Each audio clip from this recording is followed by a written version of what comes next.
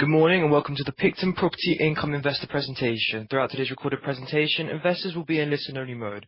Questions are encouraged and can be submitted at any time via the Q&A tab situated on the right-hand corner of your screen. Simply type in your questions and press send. Before we begin, I'd like to submit the following poll.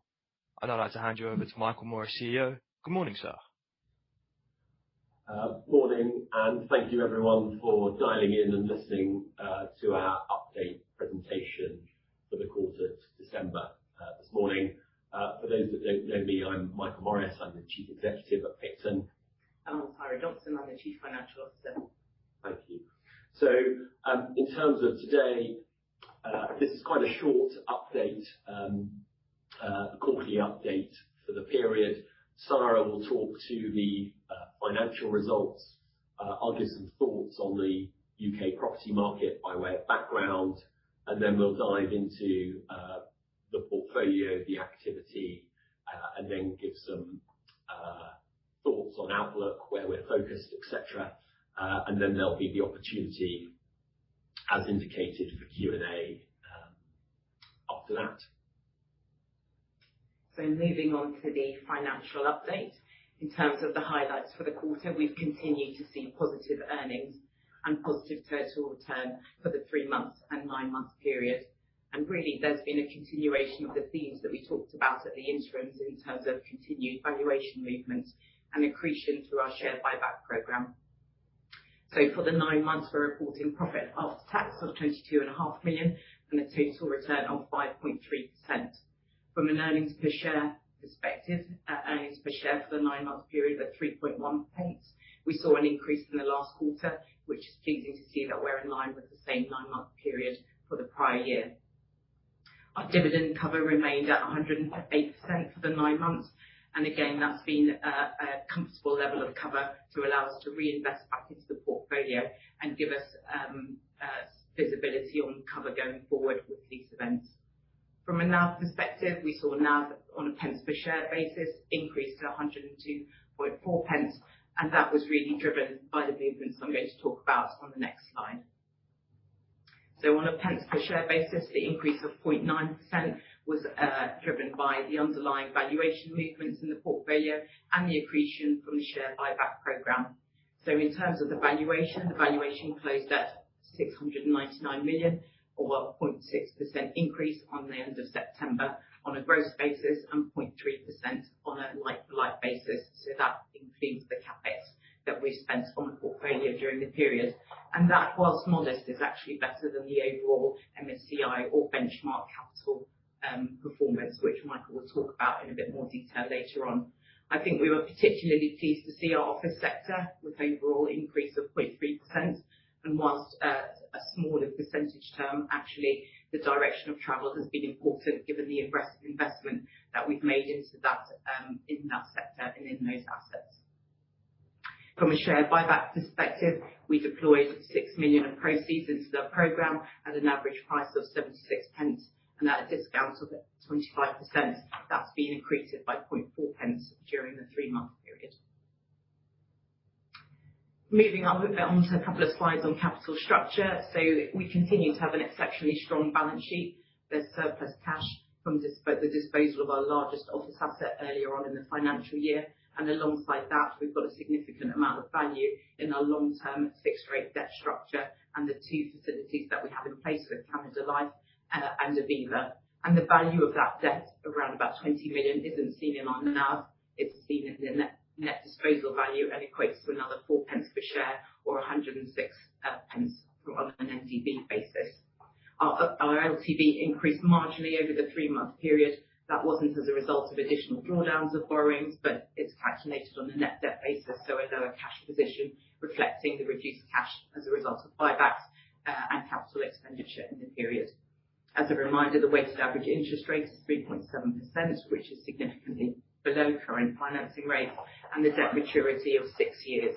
Alongside that, we also have a 50 million undrawn RCF facility with NatWest, which gives us additional operational flexibility. Moving on to talking through a couple of points on the equity side.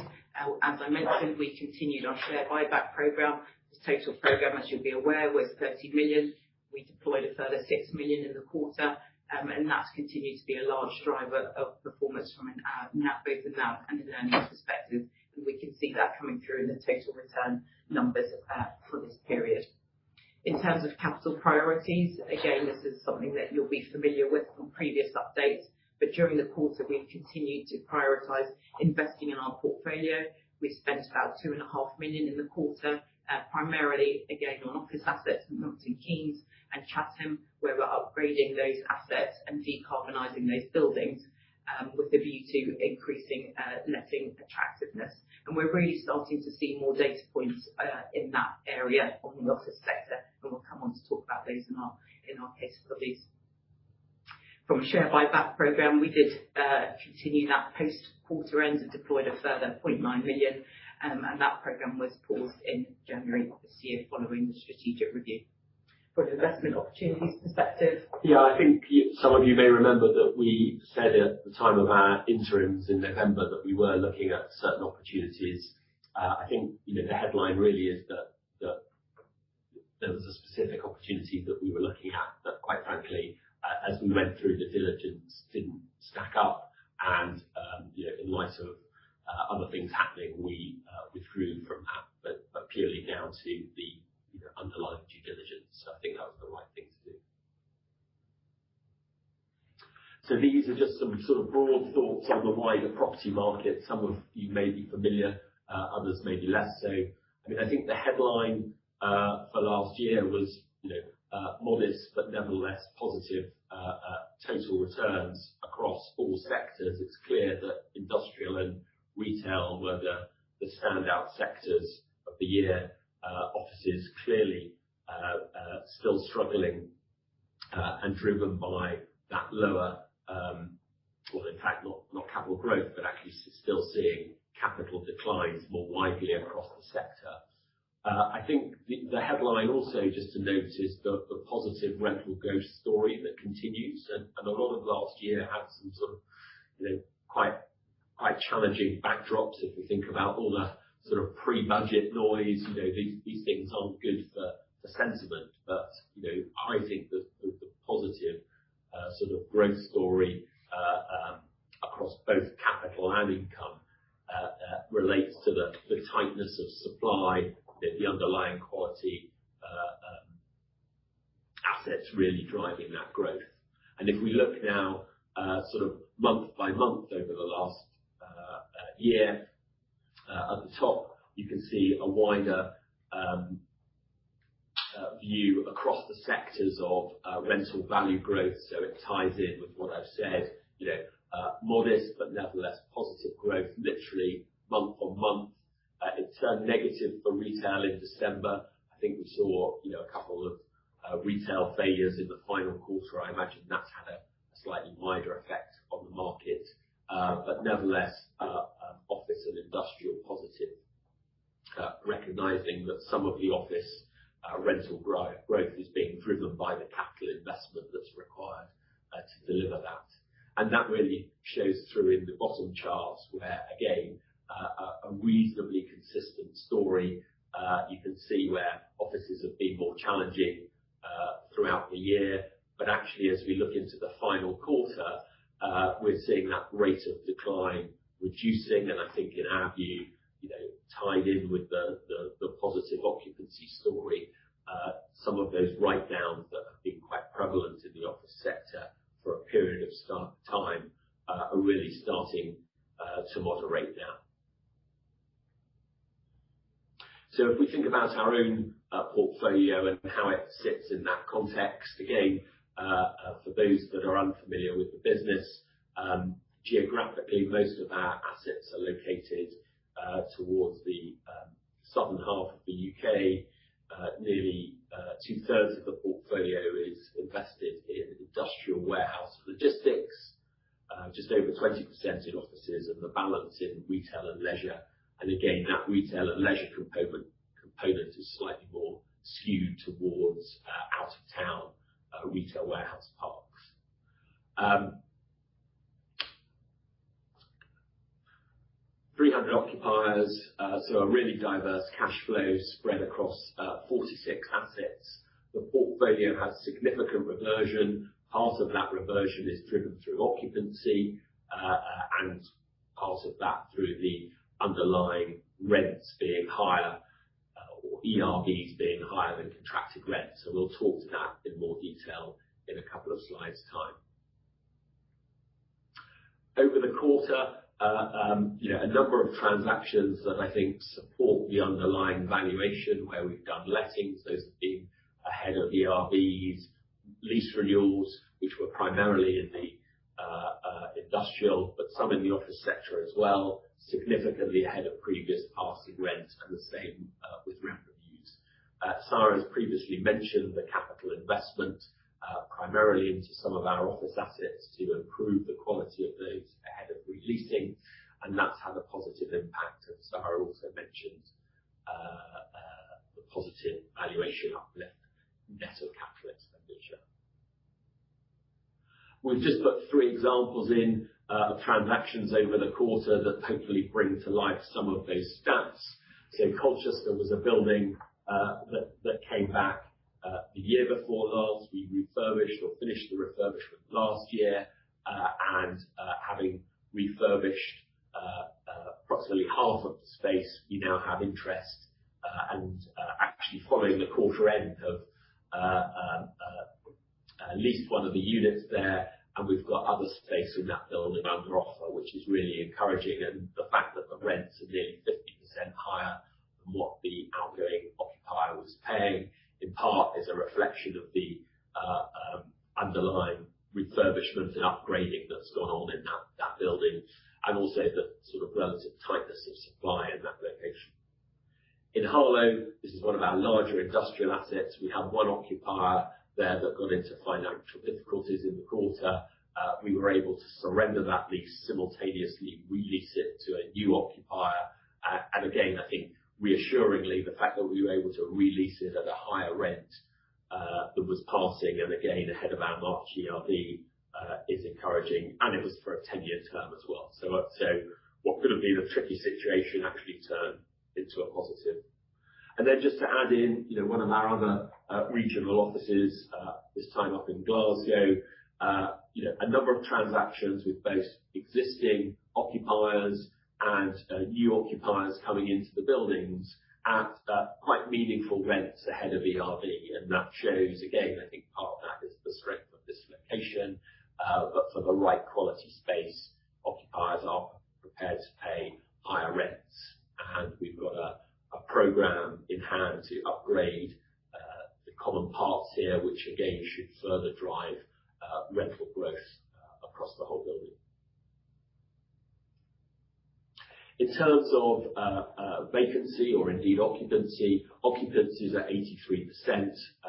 That is a reduction from September, and we announced to the market in October a number of transactions that we've done that reduced occupancy, but in turn there were some quite meaningful payments to Picton as those occupiers leased. And you can see that in the top chart on the right hand side, the new vacancy, which is predominantly in the industrial sector.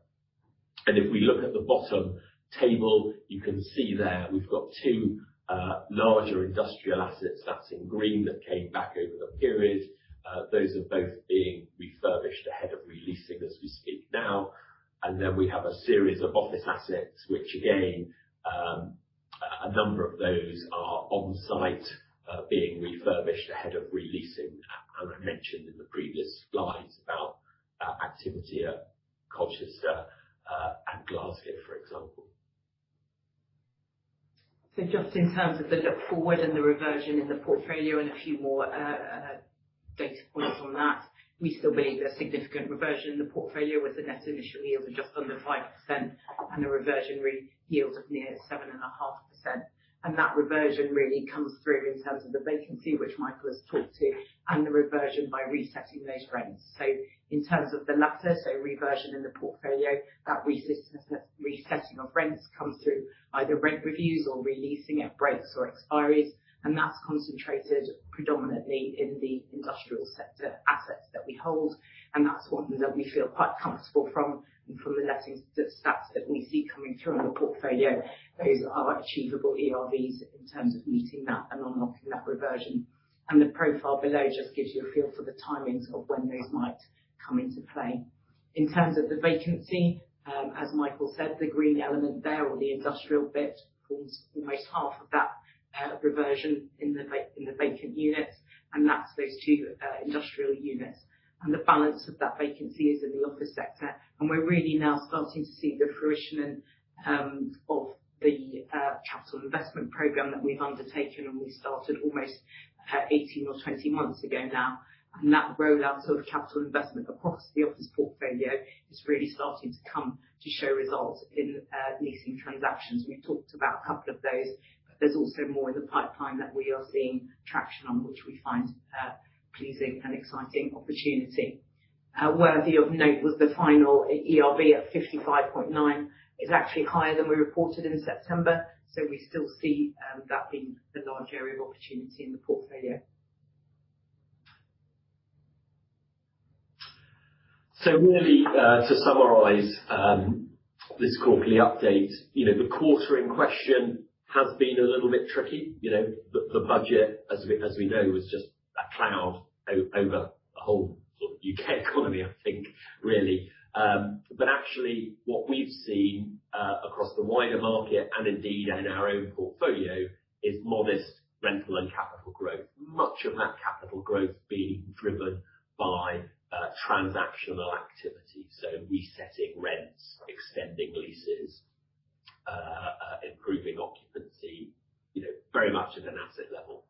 I think 2026 has got off to a really positive start, actually. Maybe people are just bored with the narrative from the end of last year, but we've certainly seen a good pipeline and occupiers wanting to upgrade space, relocate, expand, whatever. And I think that's really encouraging, not just for us, but the sector as a whole. But it does relate to having the right sort of space in the right locations. And as Sarah's just mentioned, upgrading and refurbishing our space definitely helps us be in the right box, so to speak. Corporately, not just through the quarter, but during the whole of last year, we've unlocked, we think, quite a lot of value through that share buyback programme. We announced this strategic review in January, and we are through that exploring options to maximise value for all shareholders, and that is with a range of parties. And really for the team here, that is going on in the background, but actually operationally it's business as usual. So all of the portfolio activity is very much running in a ordinary course. And that really ties on, the activity that we're doing is driving ERV growth, having a positive valuation impact. We referenced in our RNS a pipeline of 1.6 million of transactions under offer. They're primarily in the office sector, which again, I think is interesting and ties back to what Sarah said. The key recent industrial vacancies were under refurbishment. But again, we are engaging with potential occupiers about that space. Nothing is agreed, but we are doing viewings and having discussions, and I think that's encouraging. And then this continued theme of investing into the portfolio to accelerate that leasing activity, and through that create value continues. So I think I'm going to end there, and maybe we can do some Q&A. Thank you for the update today. Ladies and gentlemen, please do continue to submit your questions just by using the Q&A tab situated on the right-hand corner of your screen. And for your reference, a recording of today's presentation will be available on the Investor Meet Company platform shortly after the meeting has ended. As you can see, we received a number of questions during today's presentation. Michael, could I please hand back to you to chair the Q&A, and I'll pick up from you at the end. Yeah, thank you very much. And maybe before I start the Q&A, I should just preface that. And as I mentioned on the last slide, we announced a strategic review early January or mid-January. That's quite a formal process and is governed by the Takeover Code, and that does somewhat restrict what I'm able to say and how we answer some of the questions that have come in today. So hopefully I'll try and be or answer those questions as best I can, but within the constraints of that process, and hopefully people appreciate and understand that. I mean, I think if people aren't aware of it, there's quite a detailed announcement. It was released on the 13th of January, and what it says within that is that the board is looking at exploring all options for maximising value for shareholders, and is and indeed has had to date consultation with shareholders. Very happy to receive incoming feedback, which we have done already, and also engage with possible counterparties to establish how value can be created for shareholders. So that's the broad backdrop. Some people have asked the question very specifically in relation to the announcement that we made yesterday, which referenced London Metric. Again, that announcement was put out as a requirement of the process that we're in and the takeover panel rules, because there was a press leak that we were required to identify that specific counterparty named in that press leak. But if you've read that announcement, what it also says is the board is engaging with all parties that have expressed interest in the process. So I can't talk to any more specifics about that process, but hopefully that just gives a flavour of what we're doing, why we're doing it, and we will provide updates to shareholders as and when we are able. I've been asked a specific question about the industrial units that came back last quarter, as to whether those refurbishments that we are doing are speculative, or do we have tenants committed to take the space? The answer to that is those refurbishments are speculative, insofar as we don't have anyone signed yet. The works that we're doing, we think, are works that any occupier would require. They reflect the fact that the buildings may have been occupied for 10 or 15 years previously, and there's a degree of upgrading that needs to happen to bring them back into a lettable space. So I'm very confident that the works that we're doing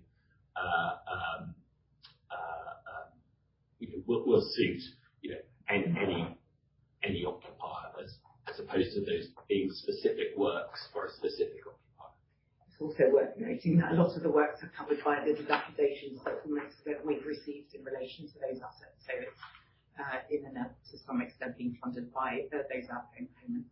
Yeah, and those outgoing payments, just to remind people, were over £3.5 million, so they were meaningful numbers.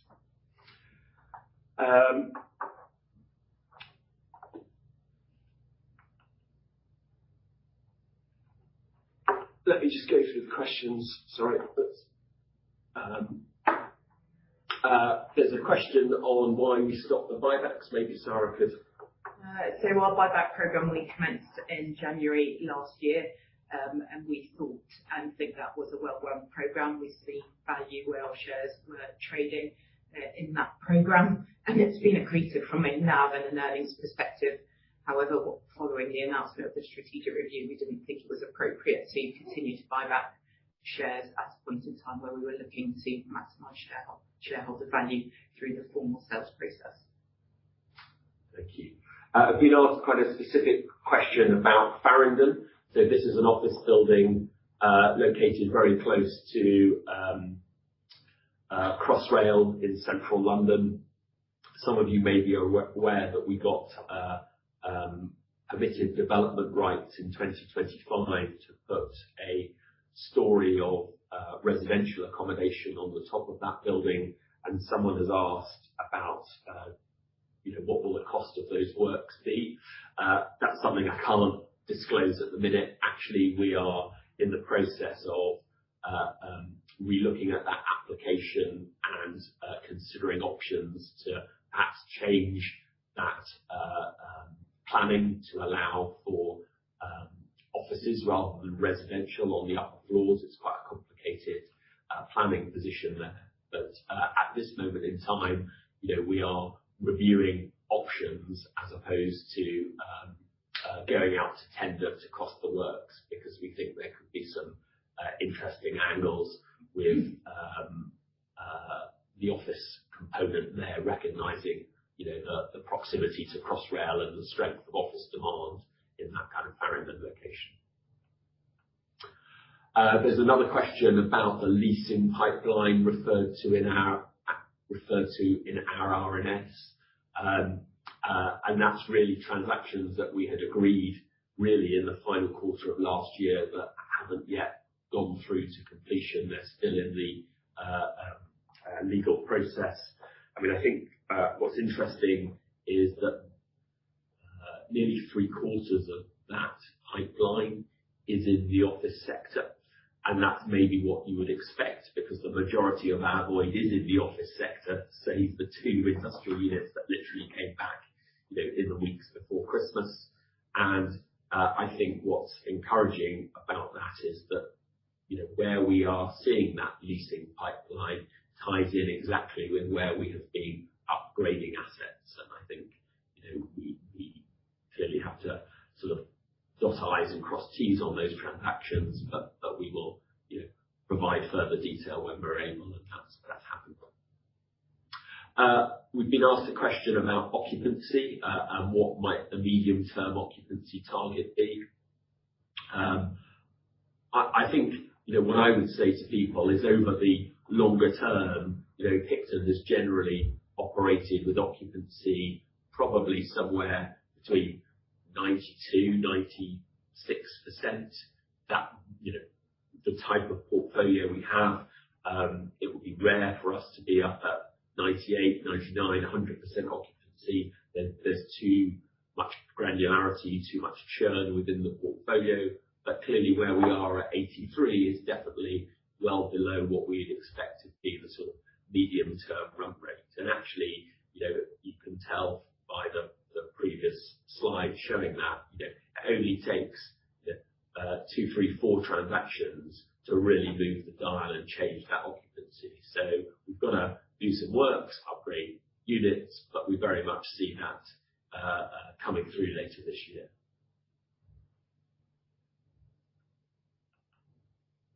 And there's a question that asks about value creation with specific parties, part of the overall process. And I'm afraid I understand where the person's asking from, but it's not something that I can comment on in the current framework. So apologies about that. So I think we've all answered all the questions we're able to. I don't see any more questions having appeared in Q&A. So I think we can end that there. That's great. Thank you for answering questions from investors today. Before we ask investors to share their feedback, which I know is very important to you and the company, Michael, could I please just ask you for a few closing comments? Yes, thank you for hosting. Thank you everyone that's dialed in this morning and taken the time to listen in. A copy of this presentation is on our website. Equally, there is a section on our website specifically relating to the strategic review, and that has all the announcements that the company's made in relation to the process itself and any other relevant factors. So by all means read that if you haven't seen it, and if in any shape or form shareholders want to reach out to the company, whilst we are, as I say, limited in what we can answer at the minute because of the restrictions placed upon us, we're always welcome to feedback, and we have inquiries@picton.co.uk email address for any such questions. So with that, thank you all very much. Thank you both once again. Could I please ask investors not to close this session, as you'll now be automatically redirected to provide your feedback, which will help the company better understand your views and expectations. On behalf of the management team of Picton Property Income, we would like to thank you for attending today's presentation, and good morning to you all.